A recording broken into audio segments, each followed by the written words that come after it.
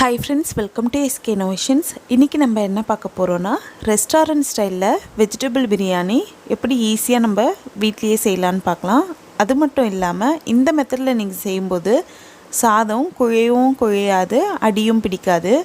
இப்போ நான் 2 கப் அளவுக்கு பாஸ்மதி அரிசியை 2 தடவை நல்லா வாஷ் பண்ணிவிட்டு ஒரு 1/4 மணி நேரம் போல் ஊற வச்சுருக்கேன். இதை நம்ம வேக வச்சு எடுத்துக்கலாம். வேக வைக்கிறதுக்கு ஒரு பாத்திரத்தில் தேவையான அளவுக்கு தண்ணி சேர்த்துட்டு அதில் ஒரு பிரியாணி இலை, ஒரு துண்டு பட்டையை சின்ன சின்ன பீசஸாக உடச்சி சேர்த்துக்கிறேன். கூடவே ஒரு 3 கிராம்பு சேர்த்துக்கிறேன். அடுத்து இதோட கொஞ்சமாக புதினா இலைகளும் கொத்தமல்லி இலைகளும் சேர்த்துக்கலாம். அடுத்து தேவையான அளவுக்கு உப்பு சேர்த்துக்கலாம். அடுத்து சாதம் ஒட்டாமல் வரணுன்றதுக்காக 1 ஸ்பூன் அளவுக்கு சமையல் எண்ணெய் விட்டுக்கிறேன்.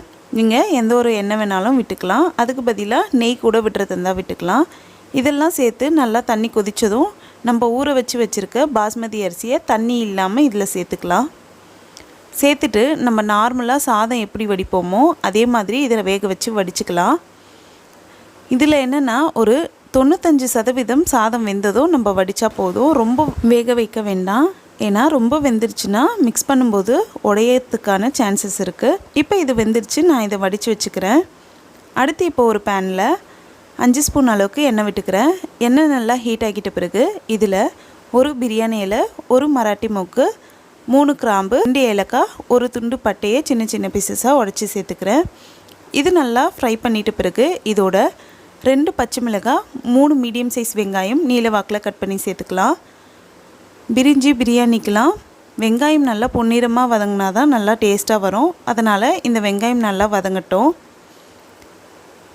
இப்போ பார்த்திங்கன்னா வெங்காயம் ஓரளவுக்கு வதங்கிடுச்சு. இந்த டைமில் 2 டேபிள் ஸ்பூன் அளவுக்கு இஞ்சி பூண்டு விழுது சேர்த்துக்கிறேன்.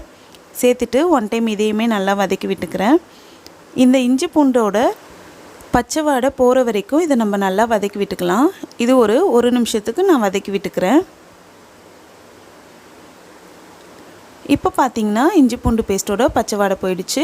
அடுத்து இதோட 2 பெரிய சைஸ் தக்காளியை நீல வாக்கில் கட் பண்ணி சேர்த்துக்கிறேன். கூடவே இந்த கிரேவிக்கு தேவையான அளவுக்கு உப்பை சேர்த்து நல்லா மிக்ஸ் பண்ணி விட்டுக்கிறேன்.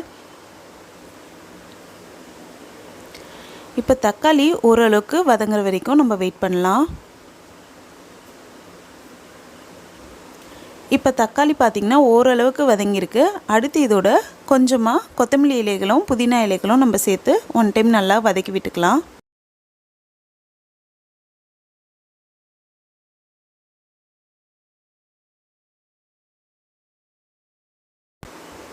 இப்போ இது ஓரளவுக்கு வதங்குற வரைக்கும் நம்ம வெயிட் பண்ணலாம். இப்போ பார்த்திங்கன்னா ஓரளவுக்கு வதங்கிடுச்சு. அடுத்து இதோட 1 ஸ்பூன் அளவுக்கு காஷ்மீரி மிளகாய் தூள் சேர்த்துக்கிறேன். கூடவே 3/4 ஸ்பூன் அளவுக்கு மல்லித்தூள், 1/4 ஸ்பூன் அளவுக்கு மஞ்சள் தூள் சேர்த்து நல்லா மிக்ஸ் பண்ணி விட்டுக்கிறேன்.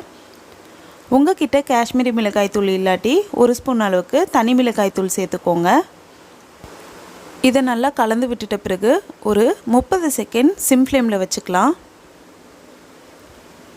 இப்போ ஒரு 30 செகண்ட் சிம் ஃப்ளேமில் வச்சாச்சு. அடுத்து இதோட நம்ம தேவையான காய்கறிகளை சேர்த்துக்கலாம். நான் இன்றைக்கி 1 கேரட், 1 உருளைக்கிழங்கு, 10 பீன்ஸ் கட் பண்ணி சேர்த்துக்கிறேன். கூடவே 1/4 கப் அளவுக்கு பச்சை பட்டாணி சேர்த்துக்கிறேன். இது கூடவே நீங்கள் காலிஃப்ளவர், பன்னீர்லாம் சேர்க்கறதா சேர்த்துக்கலாம்.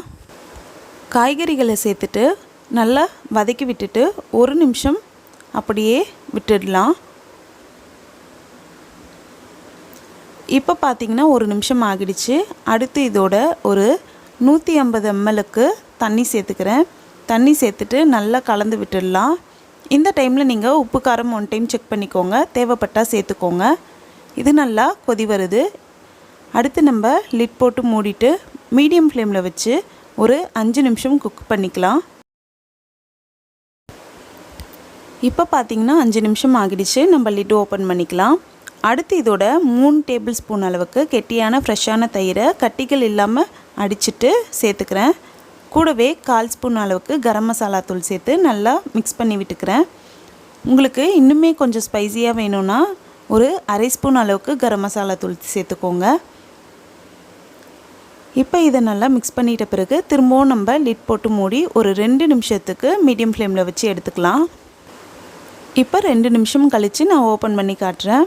பார்த்திங்கன்னா நம்மளோட வெஜிடபிள் பிரியாணிக்கான கிரேவி சூப்பராக ரெடி ஆகிடுச்சு. இப்போ இதை ஒன் டைம் நல்லா மிக்ஸ் பண்ணி விட்டுட்டு இதிலிருந்து பாதி கிரேவி நான் எடுத்து தனியாக வச்சுக்க போகிறேன்.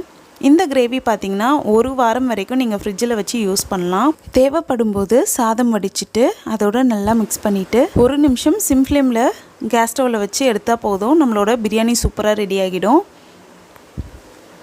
இதுதான் சொன்னேன் 1 நிமிஷத்துலேயே நம்ம வெஜிடபிள் பிரியாணி செஞ்சிடலான்னு சொல்லிவிட்டு. இப்போ பார்த்திங்கன்னா நான் பாதி கிரேவி பேனில் வச்சுருக்கேன். இப்போ இதோட வடித்த சாதத்தை தேவையான அளவுக்கு சேர்த்துக்கலாம். இந்த மெத்தடில் நம்ம செய்யும்போது சாதம் உடையவும் உடையாது, அடிப்பிடிக்கவும் பிடிக்காது, குழையவும் குழையாது. அதே சமயம் ரெஸ்டாரண்ட்டில் கிடைக்கக்கூடிய அதே டேஸ்ட்டு நம்ம வீட்லேயே செஞ்சிடலாம். ரொம்பவே சூப்பராக பர்ஃபெக்டாக வரும். கண்டிப்பாக இந்த மெத்தடில் எந்த ஒரு ஸ்டெப்பும் ஸ்கிப் பண்ணாமல் செய்திங்கன்னா உங்களுக்கு பர்ஃபெக்டாக வந்துடும். இப்போ நான் தேவையான அளவுக்கு சாதம் சேர்த்துட்டேன். இதை ஒன் டைம் நல்லா மிக்ஸ் பண்ணி விட்டுக்கிறேன். மிக்ஸ் பண்ணும்போது கொஞ்சம் ஜென்டிலாக மிக்ஸ் பண்ணிக்கோங்க, இல்லாட்டி சாதம் உடையறதுக்கான சான்சஸ் இருக்குது.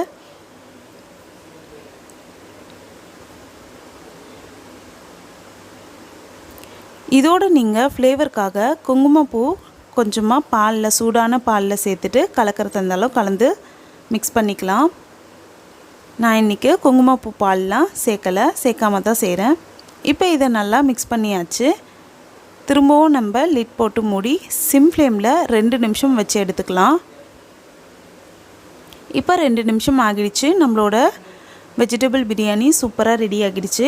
இதை நம்ம அப்படியே சர்வ் பண்ணாமல் இன்னும் சில பொருட்களை இதோட ஆட் பண்ணி சேர்க்கும்போது தான் ரெஸ்டாரண்ட்டில் கிடைக்கக்கூடிய அதே டேஸ்ட்டு நமக்கு கிடைக்கும். ஃபஸ்ட்டு ஒன் என்னென்னா, சர்வ் பண்ணுறதுக்கு முன்னாடி ஒரு 2 டேபிள் ஸ்பூன் அளவுக்கு இதில் நெய் சேர்த்து நல்லா மிக்ஸ் பண்ணி விட்டுக்கலாம். நான் நெய் சேர்த்துட்டேன், அது வீடியோவில் ரெக்கார்ட் ஆகலை. நீங்கள் சர்வ் பண்ணுறதுக்கு முன்னாடி ஒரு 2 டேபிள் ஸ்பூன் அளவுக்கு நெய் சேர்த்து மிக்ஸ் பண்ணிக்கோங்க. இப்போ நெய் சேர்த்து நல்லா மிக்ஸ் பண்ணி ஒரு பிளேட்டில் வச்சாச்சு. அடுத்து இதுக்கு மேலே கொஞ்சமாக ஃப்ரைடு ஆனியன் சேர்த்துக்கலாம். இந்த ஆனியன் எப்படி செய்யணுன்னா, வெங்காயம் நல்லா நீல வாக்கில் கட் பண்ணிவிட்டு நல்லா டீப் ஃப்ரை பண்ணி எண்ணெயில் பொரிச்செடுக்க வேண்டியது தான். அதுக்கு மேலே கொஞ்சமாக கொத்தமல்லி இலைகளை தூவி விட்டோன்னா அவ்வளோதான், நம்மளோட ரெஸ்டாரண்ட் ஸ்டைல் வெஜிடபிள் பிரியாணி சூப்பராக ரெடி ஆகிடுச்சு. கண்டிப்பாக எல்லோரும் இந்த மெத்தடை ட்ரை பண்ணி ஒன் டைம் செஞ்சு பாருங்கள். உங்கள் எல்லாருக்குமே கண்டிப்பாக ரொம்பவே பிடிக்கும். நம்ம சேனலில் ஏற்கனவே குஸ்கா பிரியாணி ரெசிப்லாம் அப்லோட் பண்ணியிருக்கோம். பார்க்காதவங்க டிஸ்கிரிப்ஷனில் லிங்க் தரேன், செக் பண்ணிக்கோங்க. இந்த வீடியோ உங்களுக்கு பிடிச்சிருந்தால் லைக் பண்ணுங்கள், உங்கள் ஃப்ரெண்ட்ஸோடு ஷேர் பண்ணுங்கள், அண்ட் எப்படி இருந்துச்சுன்னு கமெண்ட் பண்ணுங்கள். நம்ம சேனலை ஃபஸ்ட் டைம் பார்க்குறீங்கன்னா மறக்காமல் சப்ஸ்கிரைப் பண்ணுங்கள். தேங்க்ஸ் ஃபார் வாட்சிங் ஃப்ரெண்ட்ஸ்.